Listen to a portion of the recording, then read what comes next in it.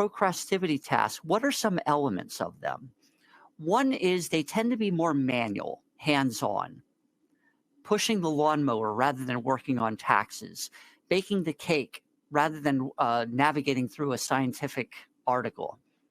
There's generally an existing template or recipe of steps that we already know how to do to get started. So if you're mowing your own lawn, you know where the lawnmower is. You may go out, fill it up with gas, set up a playlist on your iPhone, put the earbuds in and get started. Whereas taxes, we do them every year, but it's always like, how do I get started?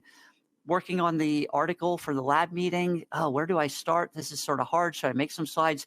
Let me bake the cake. There's a little recipe for the cake to follow, as opposed to coming up with the presentation for the lab meeting.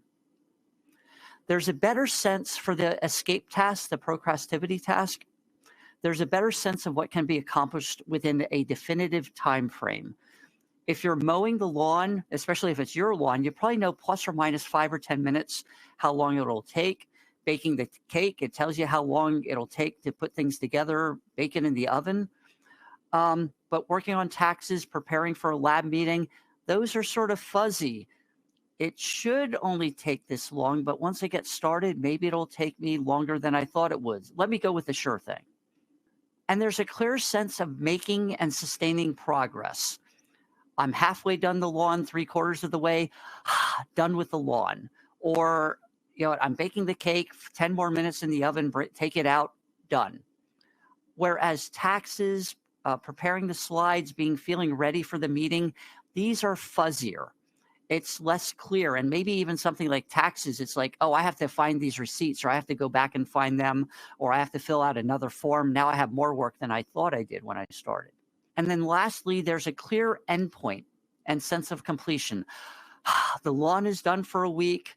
The cake is done. I can enjoy it. At least my client, I could, the client couldn't, not that I got the cake. Whereas other things, you might have to pick them up and set them down several times. Or with the bench scientist, she might have to stay up later than she thought she would to finish it, or wake up early the next day. Or as she did, have to trade off with a colleague and reschedule her presentation. And with procrastivity tasks, you might actually spend more time mowing the lawn than you plan to do on taxes. And they take more time and effort.